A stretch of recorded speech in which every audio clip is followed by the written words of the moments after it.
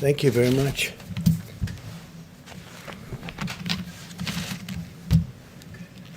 Today we continue to send our love to the great people of New York and New Jersey. We support them fully. We grieve alongside every family who has lost a precious loved one. New Yorkers are tough and strong and brave. New Jerseyites are tough and strong and brave, and they're being hit very hard right now. And for the next week, hopefully not much longer than that, it's going to start to go in the other direction. Our country is being hit hard, but some areas have done so incredibly well. We're so proud of them. They will beat this virus. We're going to beat it with the grit and the heart for which they're known and for which our country is known. And we appreciate everything that everybody is doing. We pray for Prime Minister Boris Johnson. He's become a great friend of ours. He loves this country. He loves his country. But he loves the USA, and he's always been very good to us. Whenever we had difficulty, he was with us, and we appreciate it. So we pray for Prime Minister Boris Johnson. He's going through a lot. As we intensify our military campaign against the virus, I think that it must be brought out that we have to thank the American people for continuing to follow our guidelines on slowing the spread, an expression that more and more people are thinking about. Nobody ever heard of it 2 months ago, and now everybody is talking about slowing the spread, stopping the spread. Even during this painful week, we see glimmers of very, very strong hope, and this will be a very painful week. And next week, at least part of next week, but probably all of it. Look, if one person dies, it's a painful week, and we know that's going to unfortunately happen. This is a monster we're fighting. But signs are that our strategy is totally working. Every American has a role to play in winning this war, and we're going to be winning it, and we're going to be winning it powerfully, and we'll be prepared for the next one should it happen, but hopefully it won't. Our massive airlift operation for critical supplies, it's called Project Airbridge, continued today as 5 massive flights landed in the United States packed with personal protective equipment, and our nation's heroic healthcare workers will be the beneficiaries of that. 27 more flights are scheduled in the near future over the next couple of weeks. The Army Corps of Engineers is constructing facilities that will support more than 15,000 hospital beds to treat patients in need. So they're building now approximately 15,000. They just completed the big one in New York. They just completed and are in the process of continuing in Chicago and many other places. They're incredible. The Army Corps of Engineers, we owe them a lot, what they were able to do in such a short period of time. They'll build these massive facilities, 2,000 beds in 4 days. So it's really something very special. I know I was in the construction industry, and you don't see that happen very often. I want to remind governors and emergency managers that sharing real-time data with us about equipment and their needs is very important. All of their supplies, hospital occupancy is critical. A lot of the occupancy is really getting a little bit lower than anticipated, and that's good. We sort of thought that was going to happen. And we're getting along very well with the governors. This whole situation with respect to talking to us about equipment and equipment needs, giving us a little bit of lead time, so important. All the supplies, we're getting it to everybody like they never thought possible, but will ensure that we can rapidly deploy federal assets where and when they're needed, especially on ventilators. We're actually getting some ventilators back. As you know, the state of California was great. They sent some back, which they won't need, and Washington State likewise. And we have some others coming back, so we're using them in areas we need them. We are pressing forward aggressively on the scientific frontier of the medical war. The companies I've spoke to, the 4 leading, I call them the genius companies. They're doing incredibly well with respect to cures and also with respect to a vaccine that's going to protect us, totally protect us. And they have some great potential. It's going to take a little while yet, but they have some great potential, some great early results. And the governor's been working hard, and we are working hard with the governors. There's been great coordination, especially over the last little while. We're giving them a lot of equipment, a lot of ventilators, but a lot of equipment of all types. And I will protect you if your governor fails. If you have a governor that's failing, we're going to protect you. But the governors are working well with us over the last period of time. Today, in our stockpile of ventilators, and again, we need the stockpile so we can immediately move them from place to place wherever the monster hits. It's a monster. We have 8,675 ventilators right now in stock, ready to move. And we have all sorts of incredible soldiers. Our military is going to move them should they be needed in, as an example, if we need additional in New York or the New York City area. You have state, you have city, and spoke to Mayor de Blasio, and we really have a great, well-coordinated campaign with Mayor de Blasio. It's been really good. Spoke to Governor Cuomo. There's been great coordination. So if they need something, we have it. If Louisiana needs something, we have it. Same thing with Michigan. Same thing with Illinois. There are certain spots that are very hot, and we'll see what happens. But we'll know pretty much. We'll have time, and we'll be able to move it. In addition to the 8,675 ventilators, we have 2,200 arriving on April 13th. We have 5,500 arriving on May 4th. These are ones that we're building for the most part. And we have, as you know, great companies building them. Ford, General Motors, GE. We have really some great companies that are doing it. On May 18th, we have 12,000. On June 1st, we have 20,000. On June 29th, we have 60,000 ventilators coming, 60. So we have a total of 110,000 ventilators coming over a short period of time. I don't think we'll need them. Hopefully we won't need them. I don't think we'll need anywhere near them. But we'll have them for the future, and we'll also be able to help other countries who are desperate for ventilators. The UK called today, and they wanted to know would it be possible to get 200, and we're going to work it out. We got to work it out. They've been great partners, United Kingdom, and we're going to work it out for them. So they wanted 200. They needed them desperately. We now have 10 drugs in active trials, with 15 more soon to follow, as well as 2 vaccine candidates in active clinical trials. We'll do whatever it takes to secure needed medical supplies and bring more production of essential medicines back to our shores. We're doing that. We're bringing them back to our shores. A lot of these companies, they went a little bit haywire. They went away from this great country, and they had them produced elsewhere. So we're going to start bringing them back. I've been talking about that for a long time, not only with medical, but lots of other things. America continues to perform more tests than any other nation in the world, and I think that's probably why we have more cases. Because when you look at some of these very large countries, I know for a fact that they have far more cases than we do, but they don't report them.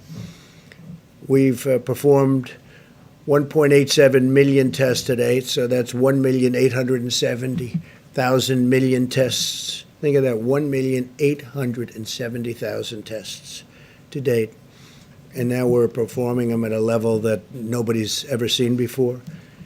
As we announced yesterday, CVS testing sites in Georgia and Rhode Island will be using Abbott Labs' rapid 5-minute test. We're down to now 5 minutes. It's a 5-minute test so that people can get their results back very quickly.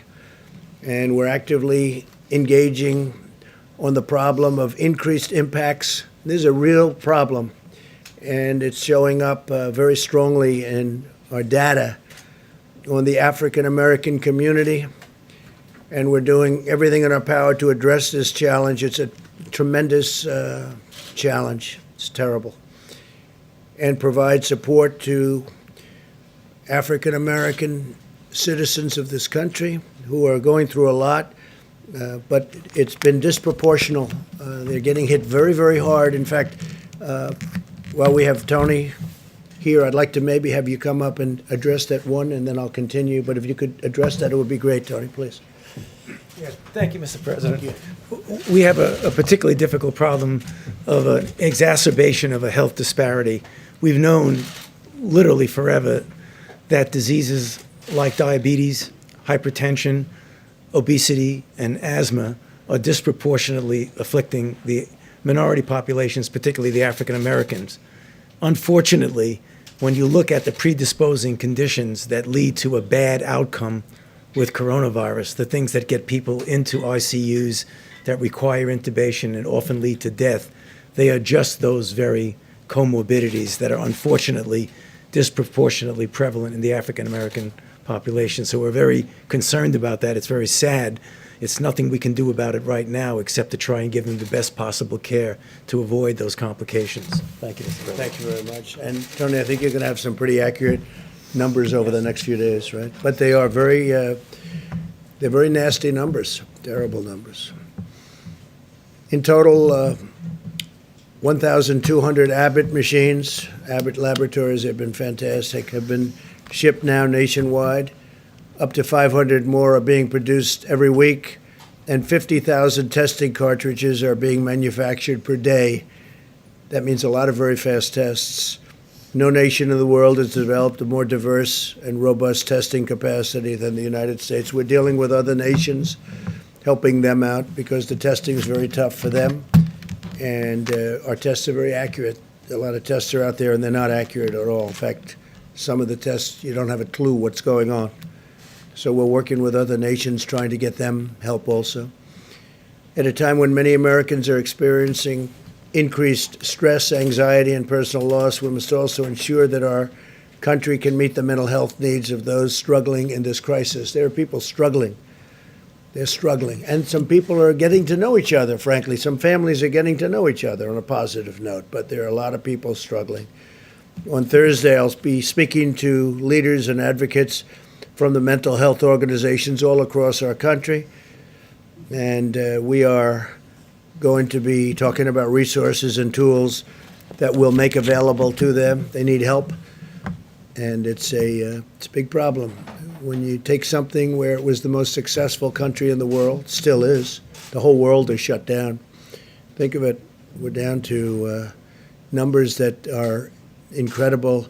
As I said yesterday, I think it's 182 countries right now. 182 countries are under attack by the scourge, by this virus.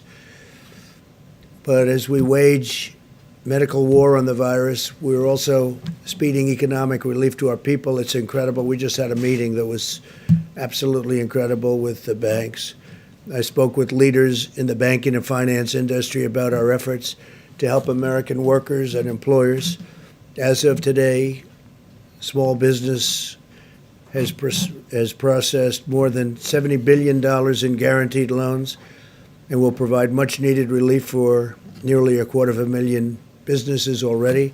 So we are going to be providing tremendous amounts of money to the small businesses of our country who have been absolutely clobbered. And they'll be keeping open, and they'll be paying their employees, and they'll be all set to go. We're going to have a rocket upward. I want to thank David Solomon, CEO of Goldman Sachs, Brian Moynihan, CEO of Bank of America, Gordon Smith, co-president, COO of J.P. Morgan Chase, Charles Scharf, CEO of Wells Fargo, Michael Corbett, CEO of Citigroup, Al Kelly, CEO of Visa, Michael Miebach, CEO of MasterCard, Noah Wilcox, CEO, Chairman of Grand Rapids State Bank, and we had numerous others also on the call, and I just appreciate them. We're way ahead of schedule, by the way. We're way ahead of schedule. The Paycheck Protection Program has been incredible. So based on the incredible success of the program, I'm announcing that I'll be asking Congress to provide an additional $250 billion for the Paycheck Protection, which will help keep Americans employed to facilitate a quick and full recovery. We're doing very well We're looking very bipartisan. A lot of people want to do it, and the plan is amazing. You know, they're processing hundreds of thousands of loans, and this is the big banks that are doing it, the community banks. But the biggest banks right now in our country are doing it, and they're doing it for a lot of reasons. One of them is they want to help people. The WHO, that's the World Health Organization, receives vast amounts of money from the United States, and we pay for a majority, a biggest portion of their money. And they actually criticized and disagreed with my travel ban at the time I did it. And they were wrong. They've been wrong about a lot of things. And they had a lot of information early, and they didn't want to, they seem to be very China-centric. And we have to look into that. So we're going to look into it. We give a majority of the money that they get. And it's much more than the 58 $58 million is a small portion of what they've gotten over the years. Sometimes they get much more than that. Sometimes it's for programs that they're doing, and it's much bigger numbers. And if the programs are good, that's great as far as we're concerned. But we want to look into it. World Health Organization, because they really are. They called it wrong. They called it wrong. They missed the call. They could have called it months earlier. They would have known, and they should have known, and they probably did know. So we'll be looking into that very carefully, and we're going to put a hold on money spent to the WHO. We're going to put a very powerful hold on it, and we're going to see. It's a great thing if it works, but when they call every shot wrong, that's no good. We're in the midst of a great national struggle, one that requires the shared sacrifice of all Americans. In recent weeks, it's been remarkable to see so many companies and organizations and individuals, like the banks that I just told you about, biggest banks in the world. They stepped up to help small business. They're big business, small business. The small business will someday be the big business. But the small business is 50% of our economic strength. People don't realize when you add them up, but they just rose to the occasion. Everybody's rising to the occasion. It's been incredible to watch.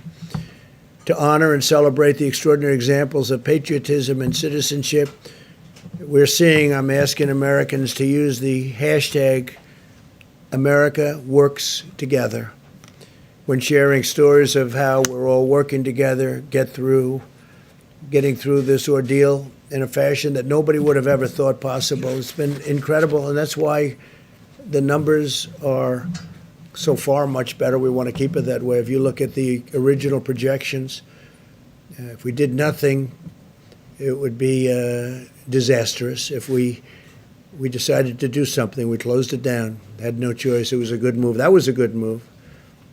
The early China move was a good move. The early Europe move was a good move. Made a lot of good moves, but closing it down was a big statement. It was a big, important thing. But we're looking to have far fewer deaths than originally thought, and I think we're heading in that direction, but it's too early to talk about it. I don't even want to talk about it now because we just want to work, and I think that people are doing an incredible job.